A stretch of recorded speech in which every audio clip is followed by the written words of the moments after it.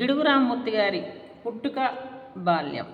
వ్యావహారిక భాషోద్యమానికి మూలపురుషుడు, బహుభాషావేత్త, చరిత్రకారుడు, పరిశోధకుడు, సంఘ సంస్కర్త అయిన గిడుగు రామ్మూర్తి పూర్వీకులు కోనసీమలోని అమలాపురం దగ్గర ఉన్న ఇందుపల్లి అనే గ్రామానికి చెందినవారు. ఆ గ్రామానికి చెందిన గిడుగు సుబ్బయ్య గారికి ముగ్గురు కుమారులు. వెంకయ్య గారు, వీర్రాజు గారు, మాణిక్యం గారు. అయితే వీరి తండ్రి వీర్రాజు గారు విజయనగరం సంస్థానంలో సముద్దార్ రెవెన్యూ ఇన్స్పెక్టర్గా ఉద్యోగంలో చేరారు. ఉద్యోగరీత్యా శ్రీకాకుళంలోని ప్రసిద్ధ శైవ పుణ్యక్షేత్రమైన శ్రీముఖలింగం సమీపాన గల పర్వతాలపేటకు బదిలీ చేశారు. అక్కడే 1863 ఆగస్టు 29న వీర్రాజు, వెంకమ్మ పుణ్య దంపతులకు రామ్మూర్తి గారు జన్మించారు. వ్యావహారిక భాషోద్యమానికి మూల పురుషుడు. వ్యావహారిక భాష అంటే మనం మాట్లాడే భాష. ఇప్పుడు రాసే భాష వేరు, మాట్లాడే భాష వేరు ఉన్నట్లయితే ఆ విద్య అనేది వర్ధిల్లదు. అయితే పాఠ్య గ్రంథాలు కావచ్చు, పాఠ్య బోధన, అభ్యసన, పరీక్షల్లో సమాధానాలు రాసేది, పిహెచ్డి గ్రంథాన్ని సమర్పించడం కూడా వ్యవహారిక భాషలో ఇప్పుడు జరుగుతుంది. దానికి కారకులు ఎవరంటే, మూల పురుషులు ఎవరంటే గిడుగు రామ్మూర్తి గారు. బహుభాషావేత్త, ఎన్నో భాషలు తెలిసిన వారు, చరిత్ర పరిశోధకులు, అంతేకాకుండా పరిశోధకులు, భాషా పరిశోధకులు, సంఘ సంస్కర్త అంటే సంఘంలో దురాచారాలను తొలగించడమే కాకుండా సంఘంలో ఉన్న విద్యను అభివృద్ధి పరచడం, మానవతా దృక్పథంతో కొన్ని తెగల వారు అనాగరికలుగా ఉంటే వాళ్ళను వెలుగులోకి తీసుకురావడం లాంటి పనులు చేసిన వారు కూడా సంఘ సంస్కర్త కిందే లెక్కిస్తాం. అయితే ఈ గిడుగు రామ్మూర్తి గారి పూర్వీకులు కోనసీమలోని అమలాపురం దగ్గర ఉన్న ఇందుపల్లి అనే గ్రామానికి చెందినవారు. ఆ గ్రామానికి చెందిన గిడుగు సుబ్బయ్య గారికి అంటే వీళ్ళ తాతగారు గిడుగు సుబ్బయ్య గారు ముగ్గురు కుమారులైతే, వెంకయ్య గారు, వీర్రాజు గారు, మాణిక్యం గారు ముగ్గురు పిల్లలైతే, రెండవ వాడైన వీర్రాజు గారు వీళ్ళ నాన్నగారు.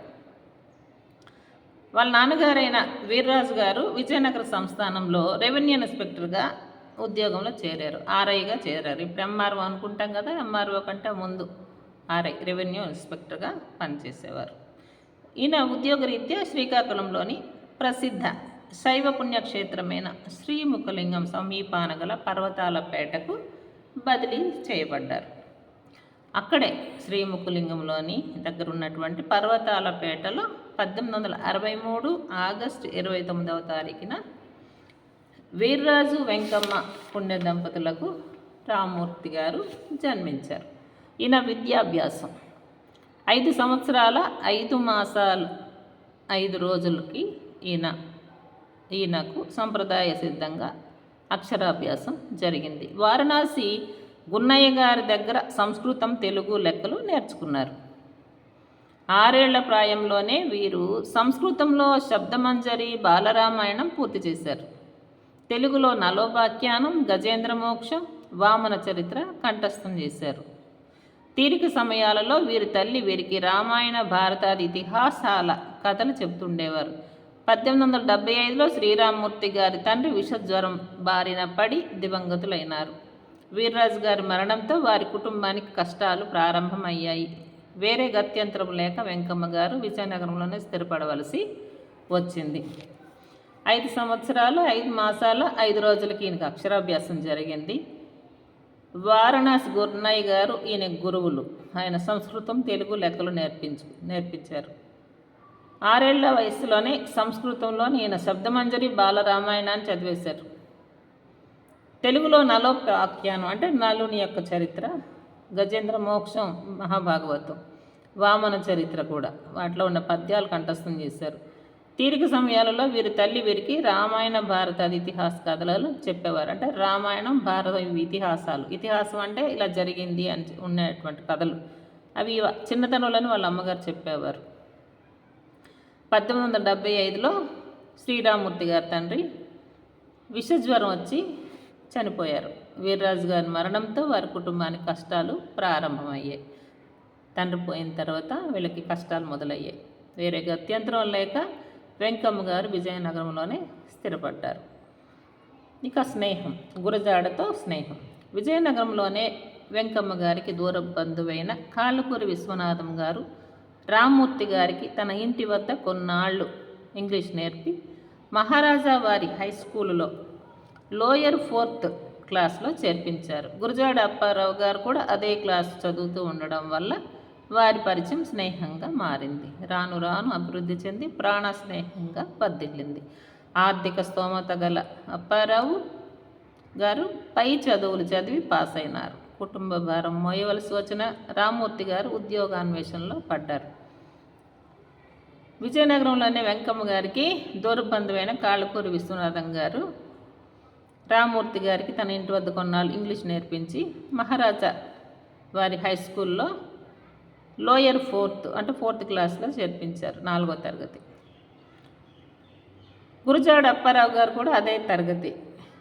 అందువల్ల ఇద్దరికి స్నేహం ఏర్పడింది. అది చాలా వర్ధిల్లింది, ప్రాణ స్నేహంగా వర్ధిల్లింది.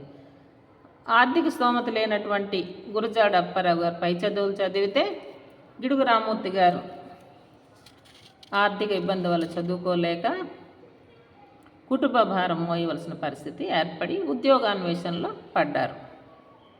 ఉద్యోగాల అన్వేషణ అంటే వెతుక్కున్నారు. వివాహం, ఉద్యోగ వృత్తి స్వీకారం. 1879లో భీమునిపట్నానికి చెందిన ఓడ వర్తకుడు కందికొండ రామదాస్ గారి కుమార్తె అన్నపూర్ణమ్మ గారితో రామ్మూర్తి గారి వివాహం జరిగింది. 79లో భీమునిపట్నానికి చెందిన వర్తకుడు కందికొండ రామదాస్ గారి కుమార్తె అన్నపూర్ణమ్మతో వివాహం జరిగింది. అదే సంవత్సరంలో విశాఖపట్నం కలెక్టర్ ఆఫీస్లో 15 రూపాయల జీతం పైన గుమస్తాగా ఉద్యోగంలో చేరారు. ధర్మబద్ధంగా స్వశక్తితో శ్రమపడి బతకాలనే ఆకాంక్ష గలవారు రామ్మూర్తి గారు. డబ్బు కోసం ఉద్యోగం చేయడం ఆయన గిట్టేది కాదు. కష్టపడి పనిచేసేందుకు తగిన ప్రతిఫలం పొందాలనేది వారి తత్వం.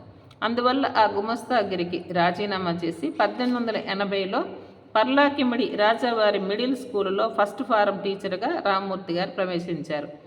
స్వయం కృషికి మించిన గురువు లేడని విశ్వసించారు. అటు ఉద్యోగ ధర్మాన్ని నిర్వహిస్తూ ఇటు తమ చదువును కొనసాగించారు. హై స్కూలులో ఉద్యోగం కోసం దీక్షతో చదివి 1862లో FA ప్రథమ శ్రేణిలో పాస్ అయ్యారు. ఇది తప్పు ఉందండి, 62 కాదు. ఆయన 63లో పుట్టినప్పుడు 62లగా ఇక్కడ 1882 అనుకుంటా. 82లో ప్రథమ శ్రేణిలో పాస్ అయ్యారు. కాలేజీలో లెక్చరర్ పదవి కోసం BA పూర్తి చేశారు.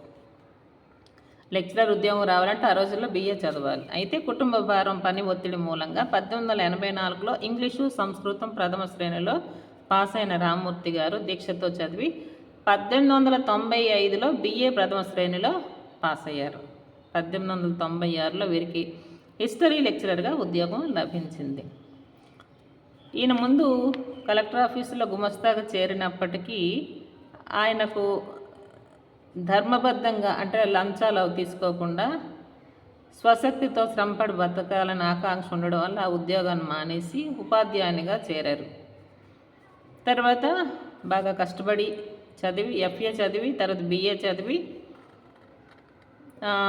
లెక్చరర్గా, హిస్టరీ లెక్చరర్గా ఉద్యోగాన్ని పొందారు. చదువు విషయంలో ఆయన ఎప్పుడూ రాజీ లేదు. రామ్మూర్తి గారు ఇంగ్లాండ్లోని బోధనా పద్ధతులను చదివి ఆకలింపు చేసుకున్నారు. తమలాగే తమ పిల్లలు అంటే శిష్యులు తెలివితేటలను ప్రదర్శించాలని ఆశించేవారు. ఏ గురువుకైనా తప్పదు కదా, ఏ గురువైనా కూడా తన విద్యార్థులు గొప్పవాళ్ళు కావాలనే కోరుకుంటారు. వీరు ఆశించినట్లు జరగకపోతే పిల్లలను కఠినంగా దండించేవారు. ఇతర విషయాల్లో దండించడం అంటే శిక్షలకు గురి చేయడం. ఇతర విషయాల్లో ఈయన పిల్లలందరితో సరదాగా ఉంటూ హాస్యం ఆడేవారు. అయినా పిల్లలందరూ ఆయన చేతిగార చప్పుడు వింటేనే భయపడేవారు. విద్యార్థుల్ని కొంచెం భయభక్తులతో ఉంచేవారు అన్నమాట. పరీక్షా పత్రాలను దిద్ది మార్కులు వేయడంలో కూడా చాలా నిక్కచ్చిగా ఉండేవారు. ఎవరు సిఫారసు అంటే రికమెండేషన్ చేసినా సరే వారు నిర్ణయించిన మార్కులకు ఒక అరమార్కు కూడా కలిపేవారు కాదు. ఒకసారి FA సెలక్షన్ ఎగ్జామినేషన్లో చిలుకూరి నారాయణరావు గారికి వీరు దిద్దిన హిస్టరీ పేపర్లో 2 మార్కులు తక్కువ వచ్చాయి. నారాయణరావు గారు ప్రిన్సిపాల్ మంగు శ్రీనివాసరావు గారిని ఆశ్రయించారు. అప్పుడు ప్రిన్సిపాల్ రామ్మూర్తి గారిని కలిసి నారాయణరావు పేపర్లను మరొకసారి చూడమన్నారు. నేను సరిగ్గానే చూశాను. చదవని వాడికి మార్కులు రాకపోతే నేనేం చెయ్యను. ఆ విషయం మీరు పట్టించుకొనకండి అన్నారు రామ్మూర్తి గారు. తరువాత నారాయణరావు గారు అన్నపూర్ణమ్మ గారిని ఆశ్రయించారు. ఆమె భర్తకు అన్నం పెడుతూ మన నారాయణరావు అని ఇంకా విషయం ప్రస్తావించకముందే గ్రహించి భోజనం పూర్తి చేయకుండానే లేచి చేయి కడుక్కొని ప్రిన్సిపాల్ దగ్గరకు వెళ్ళి, చిలుకూరు నారాయణరావుని మీరు పరీక్షకు పంపించారంటే నా ఉద్యోగానికి రాజీనామా చేస్తాను. వీడు మీ సిఫార్సే కాకుండా నా భార్య సిఫార్సుతో కూడా పరీక్షకు వెళ్ళాలనుకుంటున్నాడు. అదేం కుదరదు. ఇప్పటి నుండి వచ్చే సంవత్సరానికి తయారు కమ్మనండి అన్నారు. ఇంకొకసారి రామ్మూర్తి గారి రెండవ కుమారునికి మార్కులు తక్కువ రావడం వల్ల ఎఫ్ఏ పరీక్షకు కూర్చోవడానికి వీలు లేకపోయింది. మీ అబ్బాయికి 2 మార్కులు కలుపగలరేమో చూడండి, పరీక్షకు పంపిద్దామన్నారు ప్రిన్సిపాల్ గారు. ఎవరి అబ్బాయి అయినా సరే నేను దిద్దిన పేపర్ మళ్ళా చూడవలసిన అవసరం లేదని రామ్మూర్తి గారు చెప్పారు. వృత్తిలో అంతటి నిబద్ధత, నిజాయితీ కలవారు. అయితే ఈయన పరీక్ష పత్రాలు దిద్దేటప్పుడు చాలా నిజాయితీగా ఉంటారు. అప్పుడు ఎఫ్ఏ సెలక్షన్ ఎగ్జామినేషన్లో, ఎఫ్ఏ అంటే ఇంటర్మీడియట్ ఆ రోజుల్లో, ఈ నారాయణరావు గారు అనే అతనికి 2 మార్కులు తక్కువ వస్తే ఆయన ప్రిన్సిపాల్ అయిన మంగు శ్రీనివాసరావు గారి ద్వారా రికమెండ్ చేయిస్తే ఆయన 2 మార్కులు కలపమని అభ్యర్థించినా కూడా, రికమెండ్ చేసినా కూడా ఆయన దానికి అంగీకరించలేదు.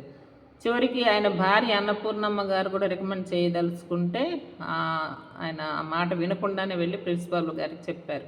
ఇప్పటి నుండే కొంచెం మళ్ళీ తయారు కమ్మని చెప్పండి, వచ్చే సంవత్సరం మళ్ళీ పరీక్ష రాస్తే ఎక్కువ మార్కులు వస్తాయి. ఇప్పుడు సరిగా పరీక్ష రాయని వాడికి ముందుకు ఎలా పంపిస్తామన్నారట. ఒకసారి వీళ్ళ కుమారునికి కూడా 2 మార్కులు తక్కువ వస్తే ప్రిన్సిపాల్ గారు అన్నారట, 2 మార్కులు కలపగలరేమో చూడండి, మీ అబ్బాయి సెలెక్ట్ కాలేదంటే, మా అబ్బాయి అయినా వేరే అబ్బాయి అయినా సరే నేను ఒకసారి పేపర్ దిద్దానంటే రెండోసారి చూడాల్సిన అవసరం లేదని చెప్పారండి. అంత నిజాయితీ పరుడైన. జాతి కులమత భేదాలకు అతీతులు. ఈ కులమత భేదాలకు ఆయన లొంగని వ్యక్తి. ఎవరు ఏమి అనుకున్నా సరే తాము సత్యమని ధర్మమని నమ్మిన దానిని ఆచరించడానికి రామ్మూర్తి వెనుకాడేవారు కాదు. సంఘ సంస్కరణతో సాంఘిక దురాచారాల గురించి చర్చించేవారు.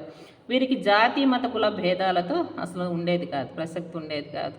శబరులను ఇంట్లోకి రాణిస్తున్నారని కొందరు బ్రాహ్మణులు ఆక్షేపించారు. శ్రీరామునికి శబరి ఆతిథ్యం ఇచ్చి పూజించింది కనుక శబరులంటే ఈ రామ్మూర్తికి ఎంతో ఇష్టం అనేవారు.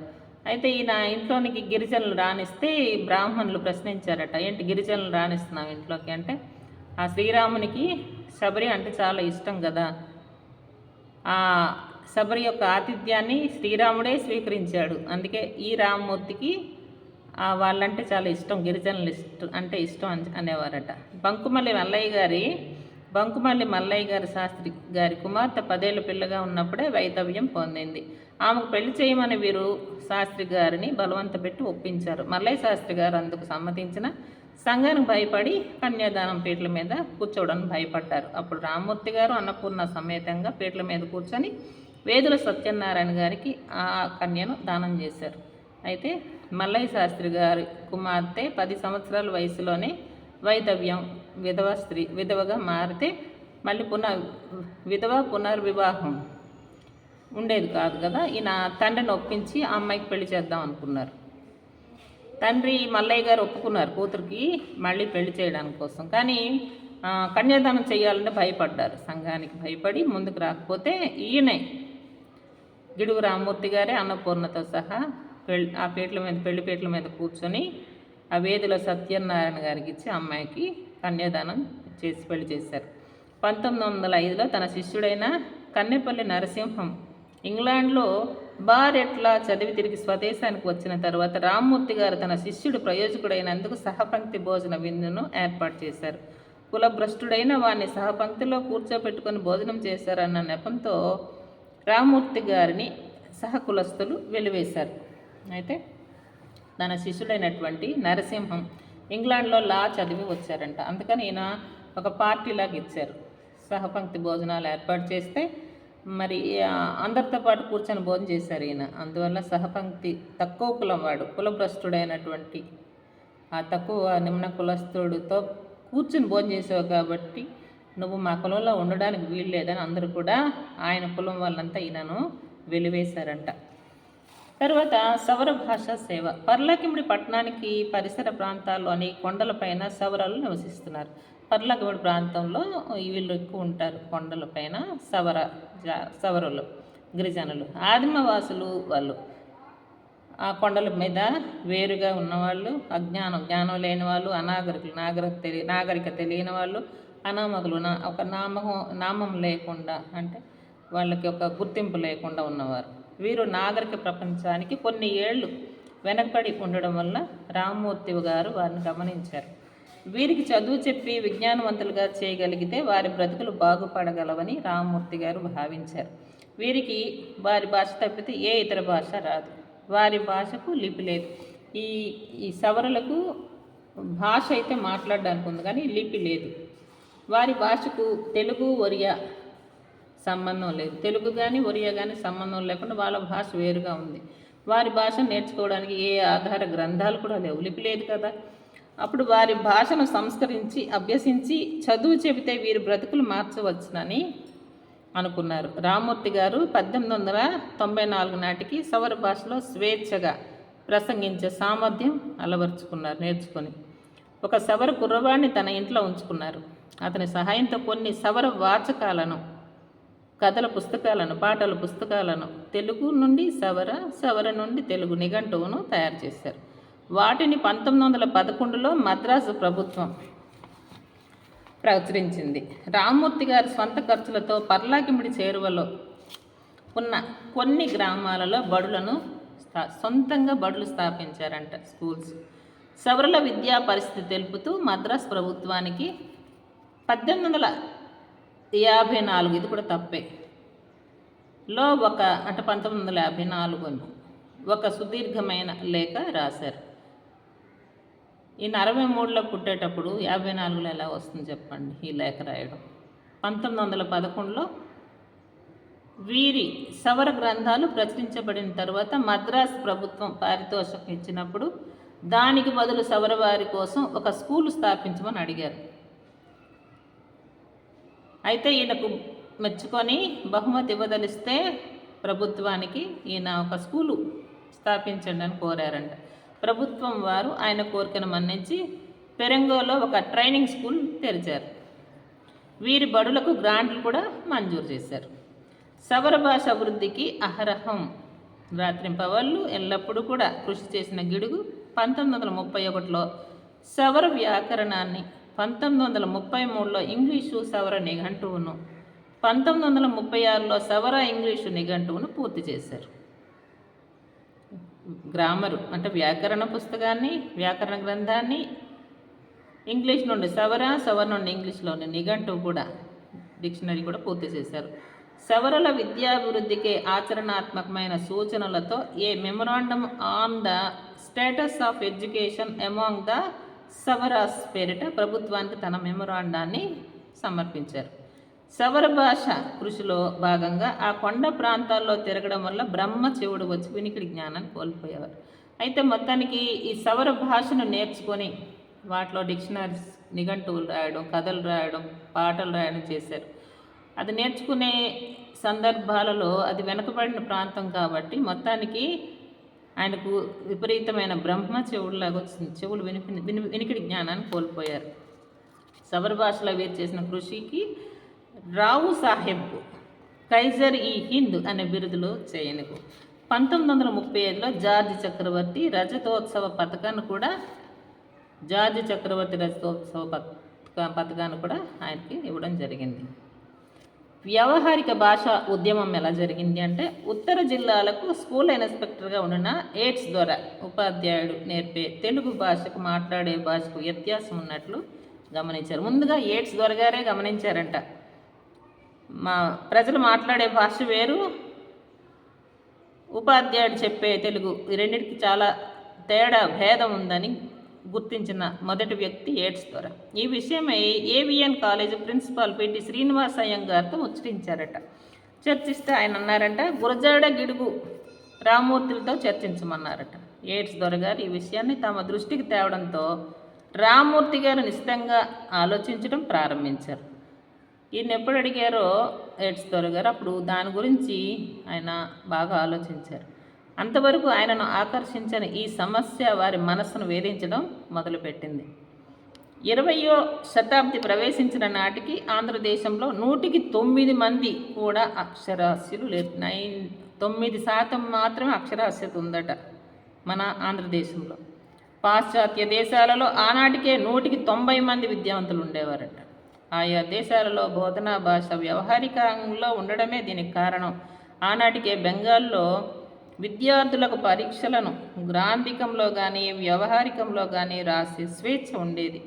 ఈ స్వేచ్ఛ తెలుగు విద్యార్థులకు అత్యంత అవసరమని రామమూర్తి గారు గుర్తించారు. మరి అక్కడికి తేడా ఏంటంటే అక్కడ వాడుక భాషలో జవాబులు రాయొచ్చు, మన పిల్లలకి అవకాశం లేదు. మొదటిసారిగా రామమూర్తి గారు 1909లో ఒక ఉపాధ్యాయుల సభలో భాషలు, వాటి పుట్టుక, తత్వం, అభివృద్ధి గురించి, తెలుగు భాష మార్పుల గురించి మాట్లాడారు. భాషలు అవి ఎలా పుట్టాయి, వాటి తత్వం ఏంటి, వాటి యొక్క తత్వం గుణం ఏంటి, వాటి అభివృద్ధి ఎలాగా అనే విషయం గురించి మాట్లాడారు. అనంతరం 1910లో మే నెలలో విశాఖపట్నంలో జరిగిన ఒక ఉపాధ్యాయుల సభలో మెట్రికులేషన్ FA తరగతులలో అనువాదం, ట్రాన్స్లేషన్, వ్యాసరచనను గ్రాంధిక భాషలో కాకుండా వ్యావహారిక భాషలో వ్రాయడం మంచిది అని వ్యావహారిక భాష ప్రయోజనం గురించి ఉపన్యసిస్తే సభలో కొంత కలకలం, అంతా గుసగుసలుగా మాట్లాడుకున్నారట. కలకలం పుట్టిందట. 1911లో రామమూర్తి గారు ఉద్యోగ విరమణ చేసి భాషా సేవ చేస్తూ సవరల పురోభివృద్ధికి తోడ్పడుతూ ఉండాలని నిర్ణయించుకున్నారు. అయితే ఉద్యోగం చేస్తూనే ఆయన ఈ సవరుల యొక్క పురోభివృద్ధి కోసం ఉద్యోగ విరమణ చేసేసారు. విద్యా సంస్థలలోని వ్యావహారిక భాష ప్రవేశపెట్టడానికి తగిన మార్గాలను అన్వేషించడం ఆ బాధ్యత రామమూర్తి గారి పైన పడింది. ఆ కాలంలో రామమూర్తి గారు, అప్పారావు గారు సెనేట్ మెంబర్లు. అప్పారావు గారు గురజాడ అప్పారావు గారు ఈ ప్రతిపాదనను యూనివర్సిటీలో పెట్టి పాస్ చేయించారు. అదే సమయంలో ఏడ్స్ దొర ప్రోత్సాహంతో శెట్టి లక్ష్మీనరసింహం గారు సరళ గ్రాంధికంలో రాసిన గ్రీకు పురాణ కథలు స్కూల్ ఫైనల్ తరగతికి ఉపవాచకంగా వచ్చింది. ఈ గ్రంథానికి పీఠికు రాసిన శ్రీనివాస అయ్యంగారు ఒక లెక్కల పుస్తకాన్ని రాసి ప్రచురించారు. వేదం వెంకటాచలయ్య గారు విధిలేక వైద్యుడు అన్న పుస్తకం వ్యవహారిక భాషలో రాశారు. బట్టో ఎస్పర్సన్ రాసిన ఇంగ్లీష్ వ్యాకరణ అనే రామమూర్తి గారు తెలుగు వ్యవహారిక భాషలో రాశారు. గురజాడ వారు ముత్యాల సరాలు, కన్యాశుల్కం గ్రంథాలు వ్యవహారిక భాషలో రాశారు. ఏడ్స్ ద్వారా శ్రీనివాస అయ్యంగారు, గురజాడ గిడుగులు తమ ఉద్యమాన్ని అంచెలంచెలుగా అభివృద్ధి చేశారు. దీనితో గ్రాంధిక పండితులలో ఆందోళన చెలరేగింది. ఈ గ్రాంధిక పండితుల్లో ఒక ఆందోళన మొదలైంది. ఇక గ్రాంధిక భాష ఉండదేమోనని వాళ్ళు ఆందోళన చెందారు. దుష్ట చతుష్టయంగా ఈ కర్ణుడు, దుర్యోధనుడు, శకుని వీళ్ళని అంటారు కదా దుష్ట చతుష్టయం అని. అలాగే వీళ్ళని దుష్ట చతుష్టయంగా అభివర్ణిస్తూ వ్యవహారిక భాషావాదాన్ని ఖండిస్తూ యూనివర్సిటీకి ఒక తీర్మానాన్ని, వాళ్ళ యొక్క నిర్ణయాన్ని పంపించారు. వీరికి జయంతి రామయ్య పంతులు గారు నాయకత్వం వహించారు. వ్యవహారిక భాషావాదాన్ని ఖండిస్తూ వ్యవహారిక భాషావాదం మంచిది కాదని వావి కొలను సుబ్బారావు గారు ఆధునిక వచన రచనా విమర్శనం అనే గ్రంథాన్ని రాశారు. వ్యవహారిక భాషా ప్రయోజనాల ప్రచారం కోసం విజయనగరంలో ఆంధ్ర సారస్వత సంఘం నెలకొల్పారు. గ్రాంధిక భాషావాదులు వ్యవహారిక భాషావాదాన్ని అణచివేయడానికి జయంతి రామయ్య పంతులు గారి నాయకత్వంలో ఆంధ్ర సాహిత్య పరిషత్తును కాకినాడలో స్థాపించారు. 1912లో రామమూర్తి గారు మెమొరాండం ఆఫ్ మోడర్న్ తెలుగు ప్రభుత్వం వారికి అందజేశారు. మెమొరాండం ఒక అర్జీలాగా, ఒక విజ్ఞాపన పత్రంలాగా మోడర్న్ తెలుగు అంటూ ఒకటి రాసాయి, అది ప్రభుత్వానికి అందజేశారు. జయంతి రామయ్య పంతులు గారు ఏ డిఫెన్స్ ఆన్ లిటరరీ తెలుగు ప్రచురించారు. రామమూర్తి గారు 1915 నుండి 1919 వరకు బరంపురం నుండి మద్రాసు వరకు ఊరూరు వెళ్ళి నన్నయ్య నుండి చిన్నయ్య సూరి వరకు భాష పరిణామ క్రమాన్ని తెలియజేస్తూ పండితుల చేత తమ వాదాన్ని అంగీకరింపజేశారు. రామ్మూర్తి గారి సంపాదకత్వంలో వెలువడిన తెలుగు కాశీనాథుడు నాగేశ్వరరావు గారి భారతి, ముట్నూరు కృష్ణారావు గారి కృష్ణా పత్రికల్లో వ్యావహారిక భాషలో వ్యాసాలను ప్రచురించసాగారు. దీంతో ఆనాటి యువకుల్లో ఉత్సాహం రేకెత్తి గ్రాంధిక భాషలో రాయలేని పలువురు రచయితలు వ్యావహారిక భాషలో రచన చేయడం ప్రారంభించారు. ఒకప్పుడు వ్యావహారిక భాషావాదాన్ని ఎదిరించిన మల్లాది సూర్యనారాయణ శాస్త్రి గారు రామ్మూర్తి గారి ప్రోత్సాహంతో ఆంధ్ర భాషానుశాసనం అనే వ్యావహారిక భాష వ్యాకరణం కూడా రాశారంట. రామ్మూర్తి గారి కృషి ఫలితంగా 1968లో స్థాపించబడిన తెలుగు అకాడమీ వివిధ పాఠ్య గ్రంథాలు వ్యవహారిక భాషలో ముద్రిస్తోంది. 1911లో రామ్మూర్తి గారు ప్రారంభించిన వ్యవహారిక భాషోద్యమం 1973 నాటికి సంపూర్ణంగా ఫలవంతమైంది. గ్రాంధిక భాషకు వ్యతిరేకని కాను.